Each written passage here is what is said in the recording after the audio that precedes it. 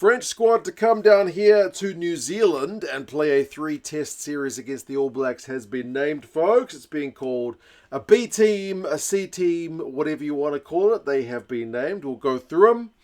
Talk about the B team aspect, the fixtures, where they're at, some of the uncapped guys and who to look out for, and you guys can let me know your thoughts on this one. Somehow, how long has it been going? 6 months ago? It made headlines that France would be sending a B team. And there was shock and surprise and anger and frustration and outrage. And I honestly don't get it. Because France, in July, always send a B team. This is nothing new. This is as surprising as seeing the All Blacks mix it up when we play Japan. We often try new combinations and some guys will get one cap and no more. France always does this. In July. They played Argentina last year. They sent the B team. They won a game against the Pumas in Argentina. The Pumas just beat the Lions. So France have got some depth. Before that, they went to Japan. They sent a B team. Before that, 2021, they went to Australia. They sent a B team. They always send a B team in July. They always rest players. The top 14 season is friggin' long. It started in like September last year, the same time when the All Blacks were taking on South Africa. Game 2 of the Rugby Championship last year. That's when their season started. It's still going.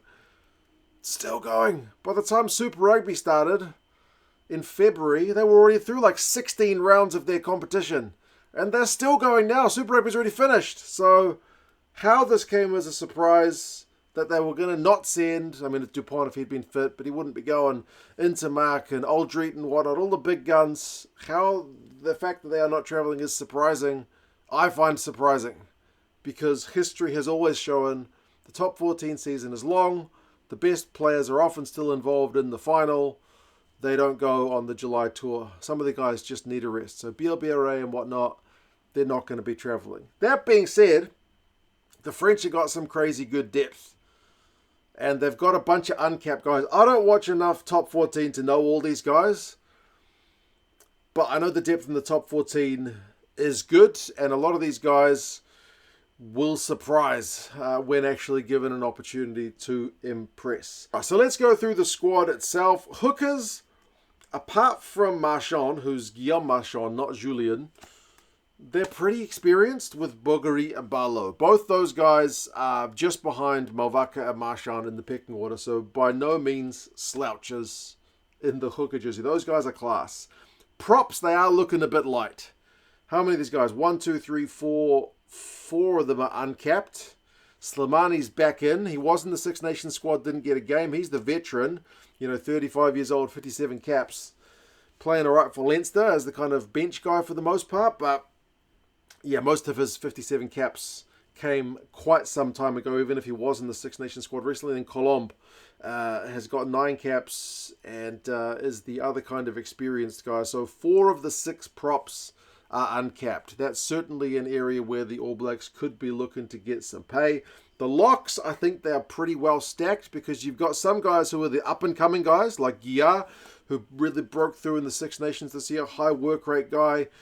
Can play lock, can play loose full, but really busy around the park. Good line-out operator. Arado, likewise, is one of the upcoming guys.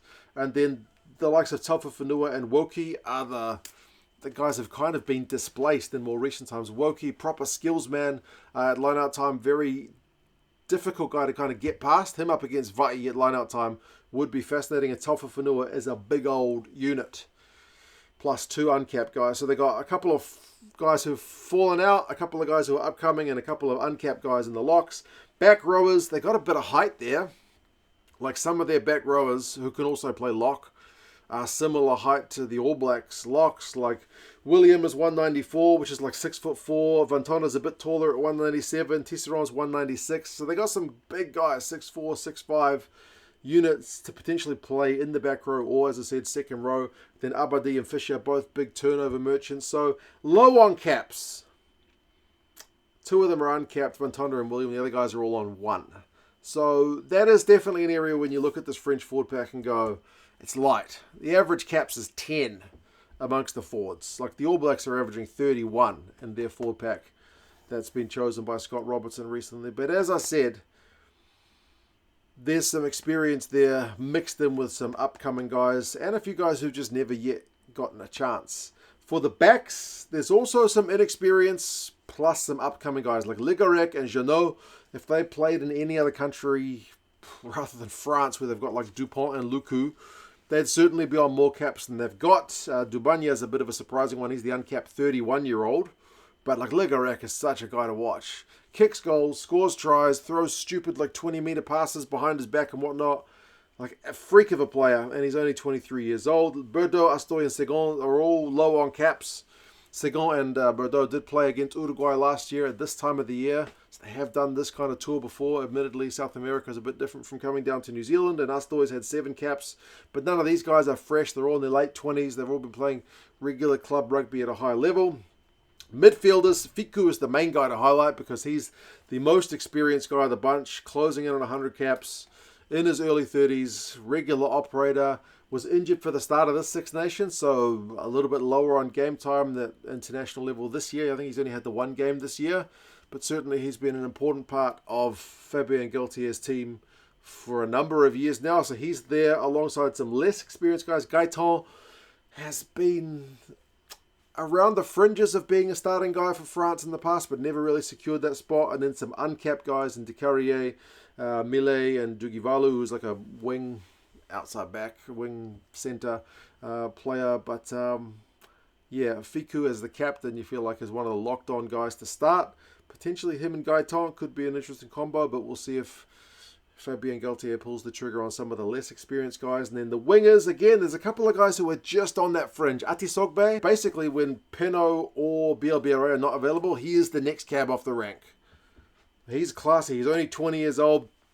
He's already picked up a few caps for France as well. Beret, at fullback, he's a big guy. He's like 189, which must be what, like 6'2"? He's a big guy, big physical presence, loves to carry. He's got a decent boot on him as well.